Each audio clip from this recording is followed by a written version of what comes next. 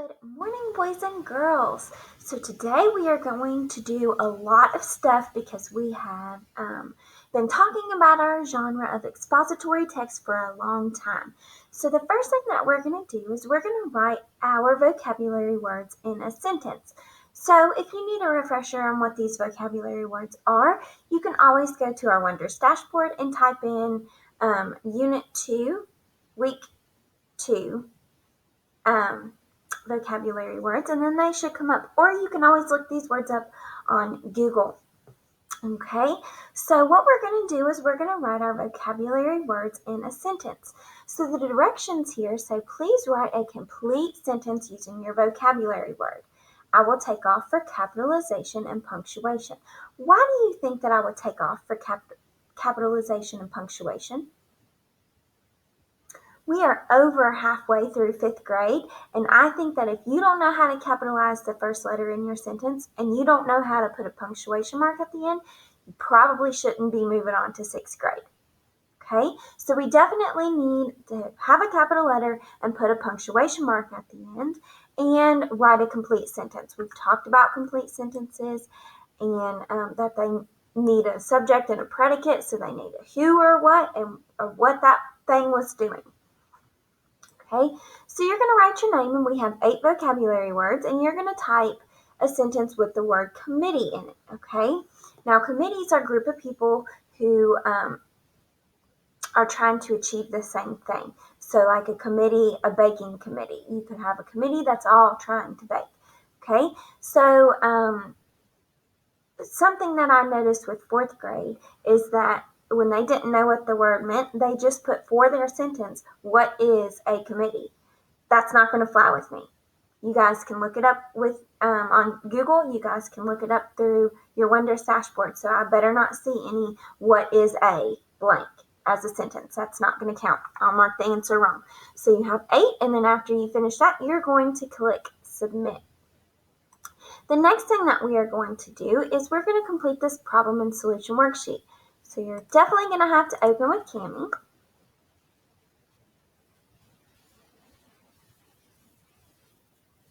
All right, and there's only 4, but there's really 8 because you have one problem and one solution for each passage, okay? So for each passage below, you're going to write the problem and the solution in the correct column. So let's review. I'll read these passages to you while you write the problem and you write the solution. Number 1 says, John didn't know what to take to school for show and tell. He asked his mother for an idea.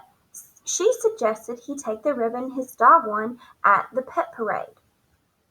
Okay, so are there any signal words in here that signal that this is problem and solution? This is no other text feature. There's no signal words in this passage, so we're not going to highlight any of them. But we do know that there is a problem, and we do know that there is a solution. So you find the problem, and you type it in the problem box, and then you find the solution, and you type it in the solution box. Okay, number 2 says, Emily knew she had to get to school on time, but her mother said she couldn't drive her. Emily decided to leave early and walk to school. So in that passage, what's the problem? And what's the solution?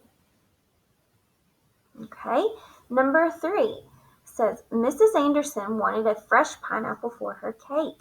The store near her did not have any fresh ones, so she went to another store and bought it there. So what's the problem in this passage? What's the solution? How did they fix the problem? All right, and then we have number 4. Robert was afraid the flooding river would reach his home. His parents were away, and he was watching his little sister. He saddled up his horse, and he and his sisters rode to the top of the hill. So what's this problem in this passage?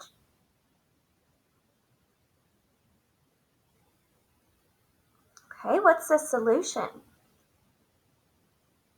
All right, so far you guys should have your vocabulary, words and sentences complete, and then you should complete this problem and solution worksheet. The next thing that we're going to do is we are in our Reading Writing Companion, And we're on page 108, 109. Now, I took a screenshot of this, and I'll try to put this in Kami for you guys so you can complete it through there. Okay? So we have our problem and solution. And on page 108, that is our title, problem and solution. So we know that problem and solution, the problem means that there's a problem.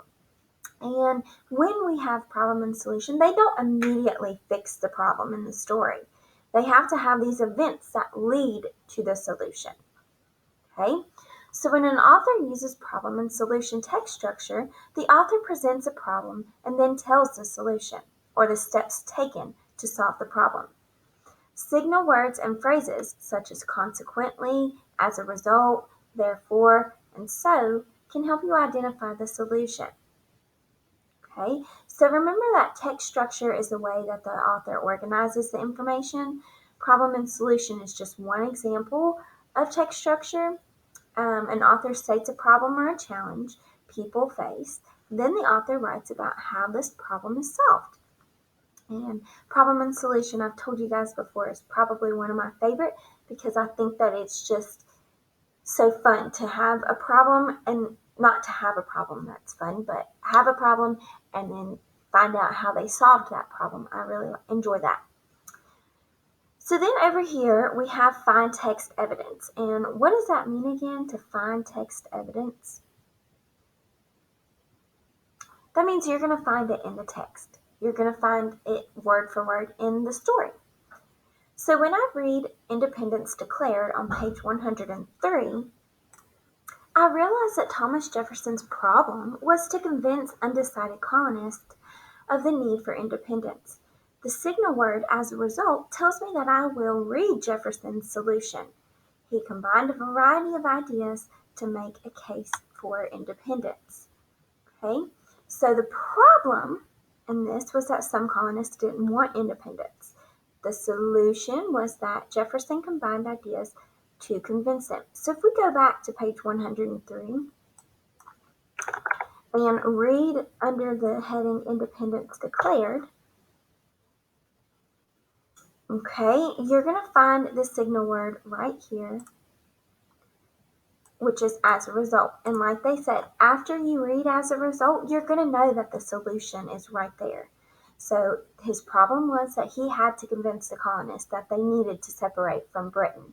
And as a result, he combined a variety of ideas to make his case. Okay, so they put that in the problem and solution graphic organizer, which is exactly what we're getting ready to do.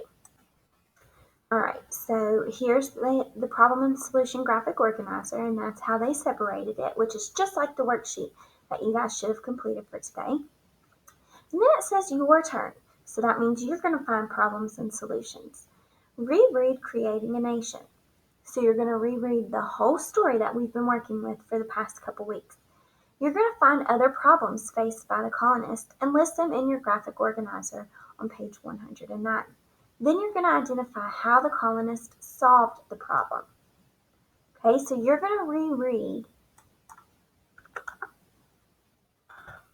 all of Creating a Nation, which is on page 100 through 103. Okay, and then you're going to fill out the problem and solution graphic organizer over here. So find 3 problems and then find 3 solutions for that problem, okay? And I'm going to try to put this in Kami so that you guys can fill it out through Kami. All right, so now we're going to read our story, which is Who Wrote the U.S. Constitution. So in order to get to our story, if you go to your Wonders dashboard and if you click the read button, it's not going to show it because the calendar is way off since we've had so many virtual days and some snow days, and Wednesdays are kind of like a review day. It's way off. So don't click the read button, but search up here, and our story this week is Who Wrote. So if you type in Who Wrote, you don't even have to write the whole story title. It'll be the first one on this page. So you click on Who Wrote the U.S. Constitution, and it takes us to the book, okay? So our genre is expository text, and expository text is things that actually happen, things that are true, facts, okay? So, who wrote the U.S. Constitution? Okay, based on this, we're going to learn a little bit more about the U.S. Constitution. Okay, so we're going to read about how delegates met in 1787 to write the Constitution. Okay, and our essential question again is, what do good problem solvers do? So we've been working with problem and solution. We know that when there's a problem, there are events that the character or the people have to take in order to have a solution. Okay, so our essential question, we should be able to answer that after reading this story. We're going to read the story in two parts since it's so long. We're going to read part 1 today and then part 2 on Friday. Okay, so let's just think about some prior knowledge before we dive right into this expository piece. So the 13 colonies, the original 13 colonies, were owned by Great Britain. Okay, we learned that in our last story. So Great Britain owned these 13 colonies. The Revolutionary War, which was also called the American Revolution, took place from 1775 to 1783. Patriots of the 13 colonies fought and obtained their independence from Great Britain during this war. So we know that based on the story that we just read a couple days ago, we know that the Patriots wanted to fight. So the Patriots fought and they helped us obtain our independence from Great Britain. Okay, we're also going to talk about the Articles of Confederation, and they were created during the Revolutionary War when states were focused on working as a union against a single enemy. So we know that unions, they work together. So the United States, the 13 colonies were working as a union against a single enemy, which was Great Britain. The Articles served as the only plan for the new country's federal government as of 1787 when this story begins. Okay, so we're going to read this expository text. We'll see if we can make it bigger. All right, but before we read this, let's look at the picture here. Okay, so we know expository text is when things actually happened in real life. So how does this visual, this picture here, help us understand what this painting shows? So this painting here, how does that help us know what we're looking at?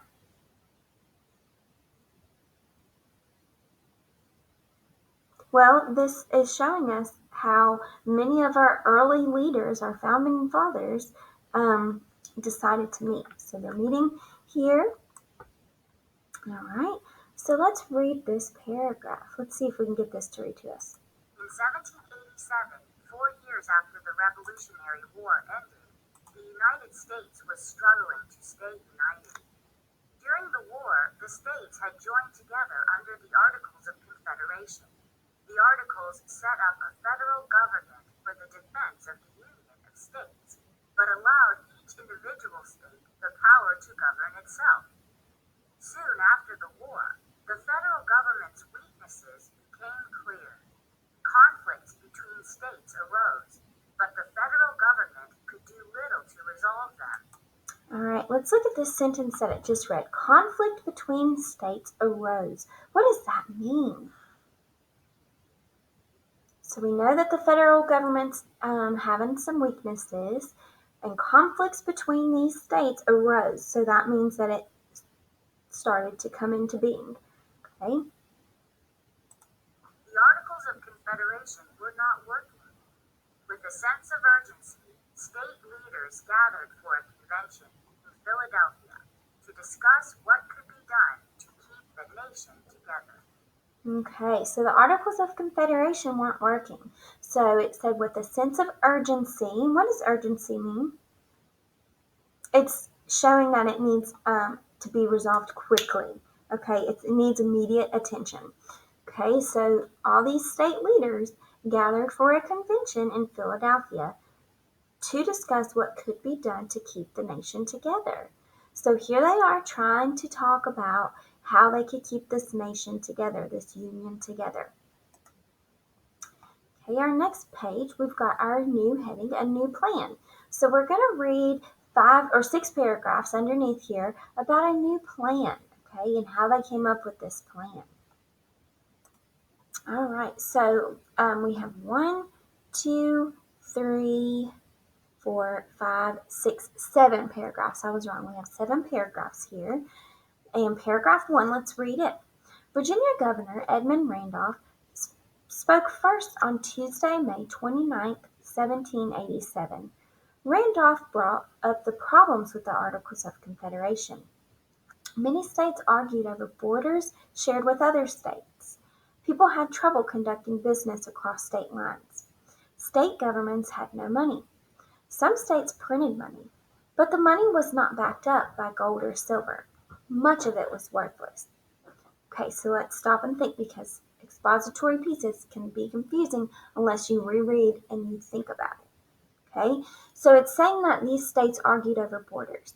So that means that these states, they knew where their borders were, or they figured where their borders were, and they were arguing over it, because when someone takes something of yours, you're going to be upset about it, right? So these states were still upset about these borders. They didn't really define them yet. So people were having trouble conducting businesses across those state lines. State governments had no money, so they printed money. So printed money is like a dollar bill. Okay, printed money that is backed up by gold or silver means that the paper itself represents a certain value of gold or silver. So that gold or silver, which states did not have, is what gives the money its value. Okay, so the money didn't have value unless it was backed up by silver or gold. Okay, Randolph spoke about another serious problem: taxes. The cost of the Revolutionary War left the United States in debt. The government owed money to wealthy U.S. citizens and to foreign countries such as France and the Netherlands. To raise money to pay the debt, the United States government asked each state to tax its residents. Okay, so in that first sentence in paragraph 2, it's got a signal word that signals that this is a problem or a solution. Signal word here would be problem. So what's the problem in this paragraph? Taxes. Okay, so the Revolutionary War cost a lot. Okay, so the government had to borrow money to pay for the cost of the Revolutionary War, and they borrowed money from these wealthy or rich U.S. citizens. Okay, so if you borrow money when you're in debt, that means that you have to pay it back. And then when you pay it back, you're out of debt. Okay, so to raise money to pay for the debt that they owed these wealthy citizens, they had each state tax its residents. Okay, and a tax is just a way for the government to collect money from citizens to pay for public services. So let's think about some taxes that we might have today. So what kind of items or things do we get taxed on, which we have to pay money to the government? Groceries. When you go to Walmart, there's a tax on that. Things that you buy at the store, your home, you'll learn whenever you buy a home, you have to pay taxes on your home. And you also, when you get a job, you have to pay taxes for the government through your salary or your paycheck. Okay? So let's keep reading. Not every state agreed to do so, but states such as Virginia and Massachusetts taxed their citizens. Taxes had to be paid in cash, and that was a problem for many people. Ordinary working people did not use much cash. They lived off what they owned and grew: their land, houses, tools, livestock, and crops. So livestock are animals raised on a farm. If they needed something, like a new tool or a pair of boots, they traded for it. But they could not trade with the states to pay their taxes. Okay, so on the previous page, the last page, we read that state leaders gathered for a convention to discuss how to keep the nation together. As described on page 98, what specific problem was the nation facing? So what was this problem so far? Well, the Articles of Confederation weren't working. They had border disagreements. The states had no money, and the money that they had was worthless. Some states wouldn't agree to tax people to pay their debt, and in the states that did charge taxes, many people couldn't pay them. Okay, and they couldn't pay them because they traded instead of using money. Because this was 1787. Instead of paying for cash for a new pair of boots, they just traded something that they already had, like their land, houses, a tool maybe, livestock, an animal that they grew, or crops, food that they were eating. Okay, so they traded a lot. But the situation was especially bad for farmers. States began to taking to court farmers who could not pay their taxes and other debts. The court took away the farmers' land and livestock. Some farmers were even thrown in prison. Okay, so think about that for a second. So these farmers couldn't pay their taxes because they had no cash. They just traded with everything. And the US government was like, I don't care. Okay, we're going to take them to court. We're going to make them pay. And if they can't pay cash, we're going to take away their land. We're going to take away their livestock.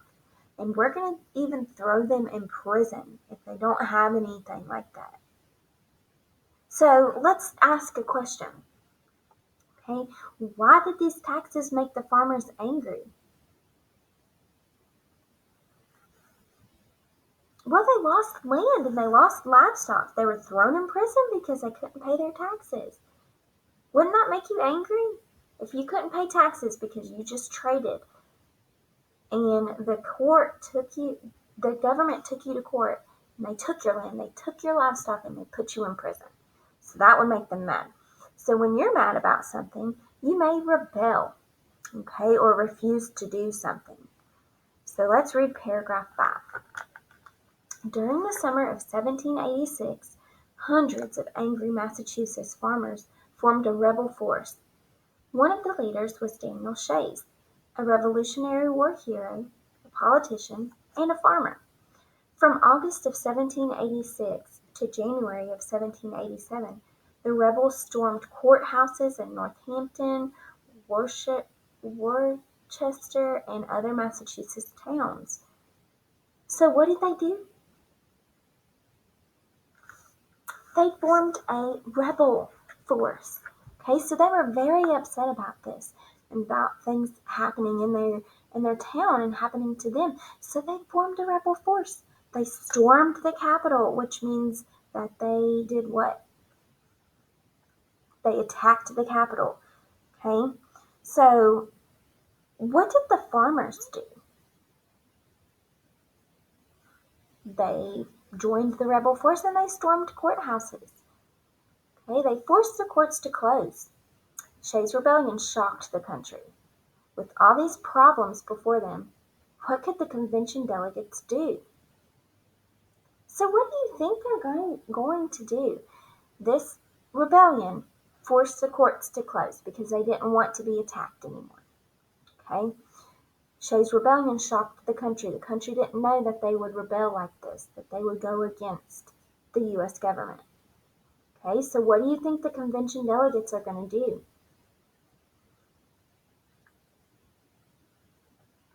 Alright, well let's look on the next page and see. We've got a picture up here, which is a woodcut showing Daniel Shays, which is right here, and the fellow rebel leader, Job Shattuck. Okay, so these were woodcuts. This image was printed in Bickerstaff's Boston Almanac in 1787. So you've got two rebel leaders there, made out of wood. So let's read about why Shays' rebellion was important. In October of 1786, the Confederation Congress decided to use federal troops to stop the rebels. But Congress could not convince state governments to help pay for the soldiers. Massachusetts leaders had to raise the money themselves. In January of 1787, Shays and his rebels attacked an armory, which was a building that was used to store weapons, in Springfield, Massachusetts. Troops stopped the raid and many rebels were arrested. Alright, so the Congress decided to hire these troops to stop the rebels, okay? But the state governments, they couldn't convince them to pay for this. Massachusetts had to raise money themselves. So then they attacked an armory, the troops stopped the raid, and then rebels were arrested. In the spring of 1787, Massachusetts passed laws to help farmers in debt. Thank goodness, right? They didn't want to keep sending these farmers to jail because they couldn't pay this debt. The rebellion began to fade, but for many people, Shays' rebellion showed how weak the federal government was. For them, it proved that the Articles of Confederation were failing. Okay, so I want to make sure that I understand why Shays' rebellion was so important. I see that the rebellion took place because the farmers were angry that they lost their land and livestock and were thrown in prison. So that's why this started, over the taxes that they couldn't pay. The state of Massachusetts had to pay soldiers to stop the rebellion because the federal government couldn't get states to help pay. Shays' rebellion showed that the federal government and the Articles of Confederation were not effective.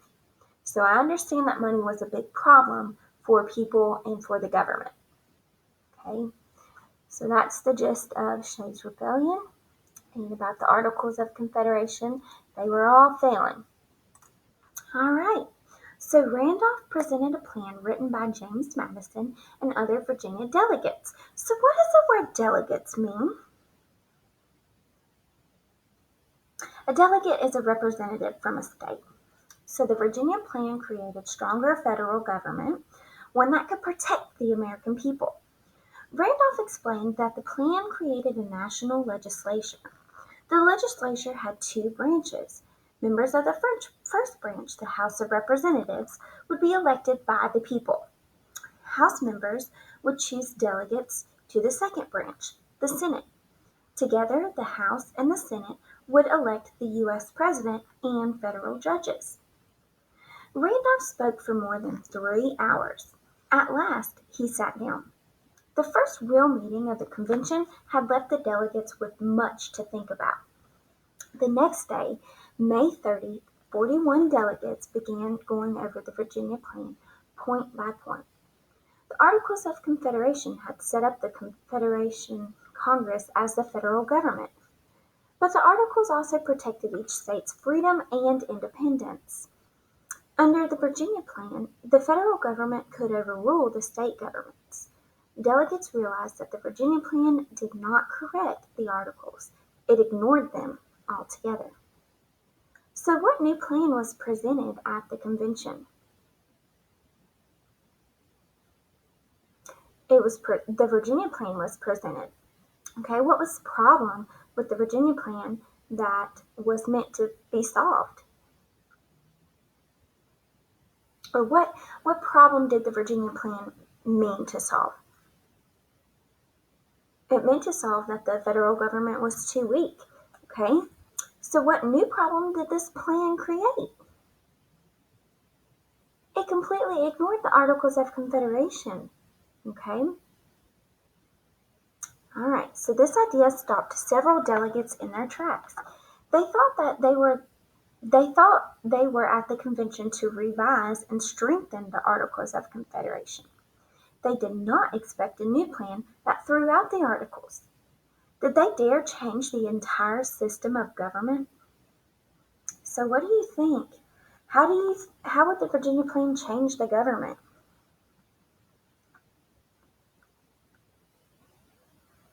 Okay, now let's read the next page, and we have a new heading called Separation of Powers.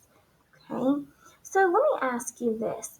Why do you think that the text feature of headings helps us understand the text? Well, it gives readers the general idea of what each section is going to be about, so the readers know what to focus on when they read.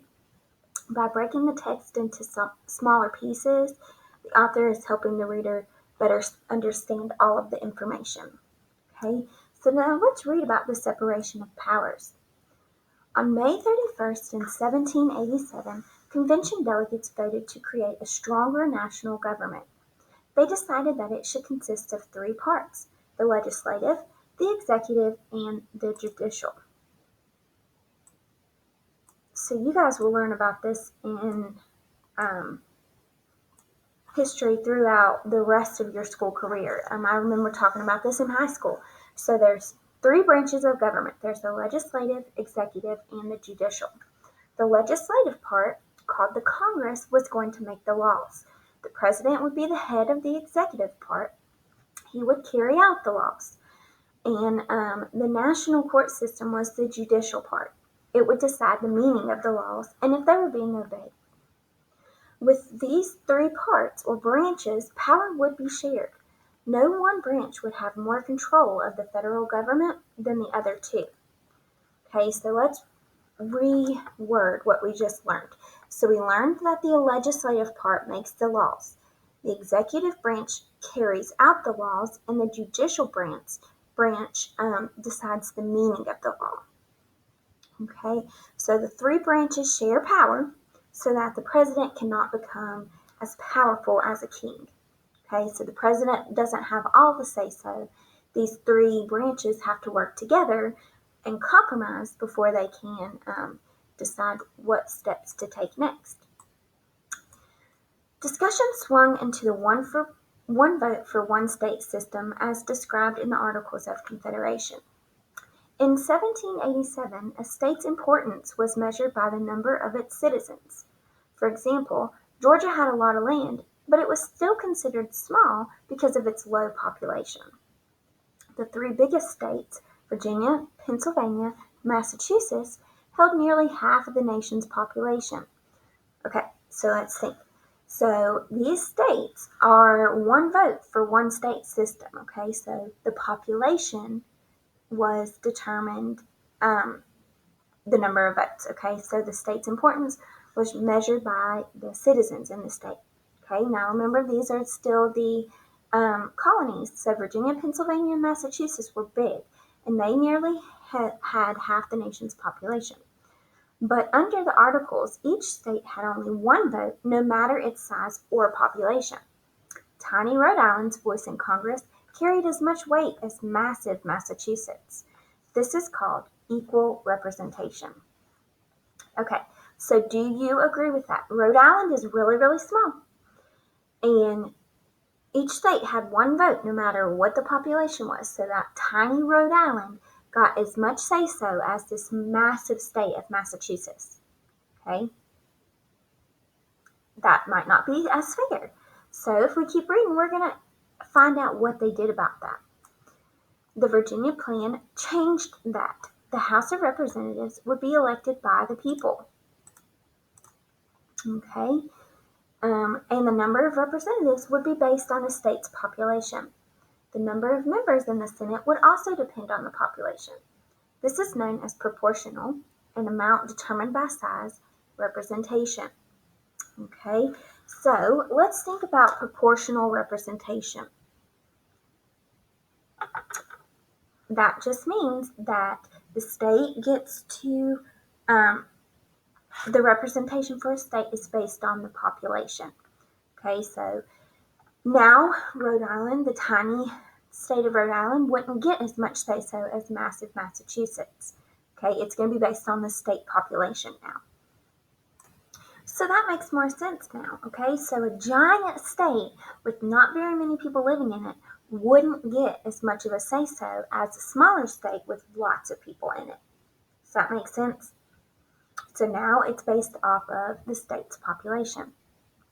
Okay, that's known as proportional representation. Immediately, this convention broke into two camps, big states versus small states. So what does the word versus mean? Against. So you had your big states against your small states. Okay? The small states fought against the Virginia plan. With proportional representation, they felt they would not have a stronger voice in the federal government. Well, what do you think about that? Virginia must not have had a big population because they were worried that they wouldn't have a strong voice in the federal government. So the small states fought against that. Okay, we're still under the same heading, separation of powers. Okay, so let's see about what else they've got. So we've got small versus big states. The states had other differences beyond size. Southerners grew tobacco, sugar, and rice on large farms called plantations.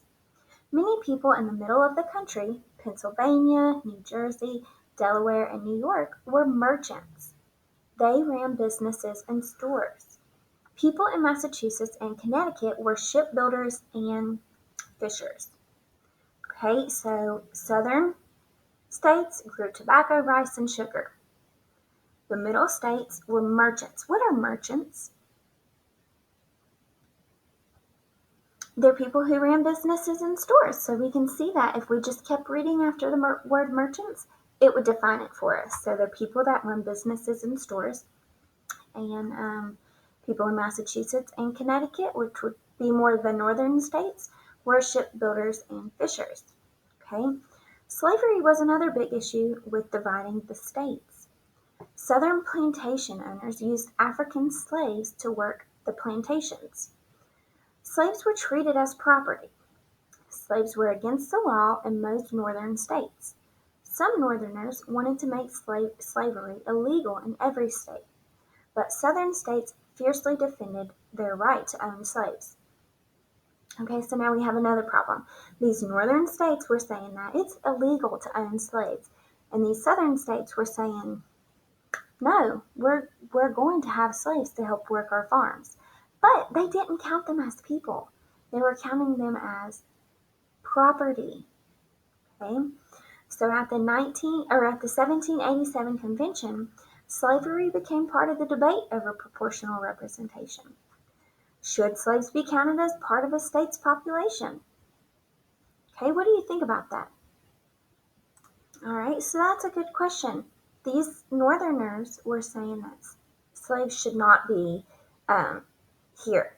Okay, it shouldn't be legal to own a slave. These southern states were saying yes because they help us with our property, but they didn't count them as people. So that's a really good question. Should slaves be counted as part of a state's population? Okay, we're right here. Thousands of slaves lived in states such as Georgia and South Carolina. Counting slaves would give the southern states more representatives in the federal government. Northern delegates felt that this was unfair. Southern states did not treat slaves like property, Southern states did not treat slaves like people in any other case. Why should they be allowed to use the slave population to gain more representation? Okay, another really good question. If they weren't going to count slaves as people, why would they now just for more representation? Okay.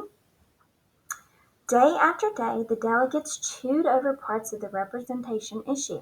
The rooms grew hot. The hours grew long. Okay. So what inference can you make about the situation at the convention? So we just read that paragraph. Day after day, they chewed over the parts of the representation issue. The room grew hot. The hours grew long. What can you infer by that? That it was tedious and it was uncomfortable. Okay, and it was taking a long time. Okay, so forming a new government can be very complex. Okay, some disagreements that the delegates had during the convention couldn't be resolved. So the issue of slavery, for example, was to be debated for years and remained unresolved until the American Civil War in 1861 to 1865.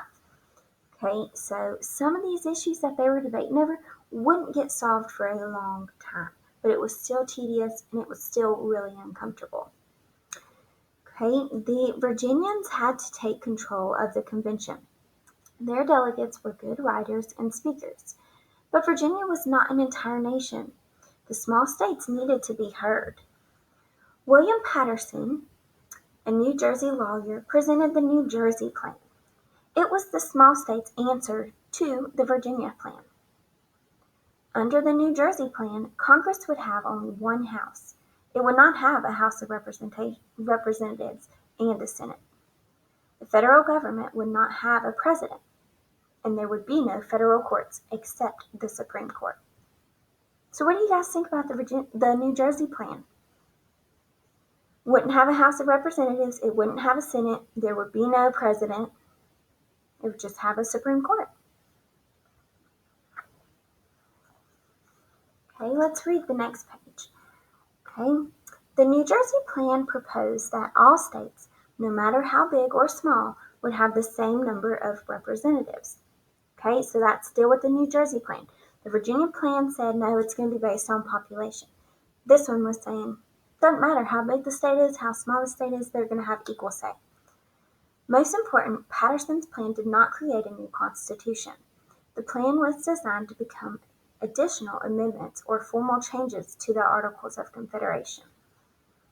On June 19th, James Madison jumped to his feet to speak first.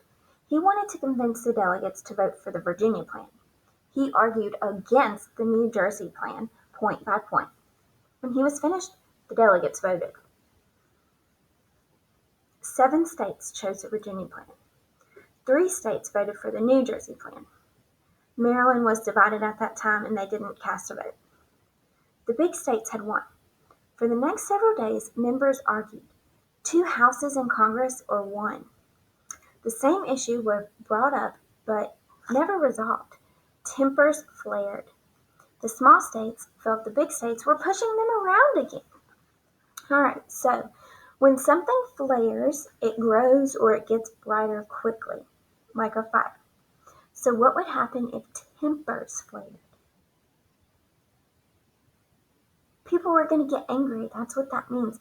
So why did the small states feel angry? They felt like the bigger states were bullying them. Okay, which is kind of understandable here. Okay, now we're going to read, we've got a picture here of James Madison, who fought for the Virginia Plan. And then down here we've got a picture of William Patterson, who created the New Jersey Plan. Okay, and we've got a sidebar here which tells us a little bit about James Madison. So James Madison was a key player at the convention, even before the meeting began. He had read about the government of modern and ancient civilizations. From his studies, he came up with 2 theories. The first was that a national government should come from the people and not the states. The second was that the power should be divided so no one person or group controlled by the government. While waiting, let's zoom in. I don't know why this is having some words right here. While waiting for the rest of the members to arrive, the Virginia delegates met each morning at Mrs. House's boarding house. Using James Madison's theories, the group hammered out the Virginia Plan.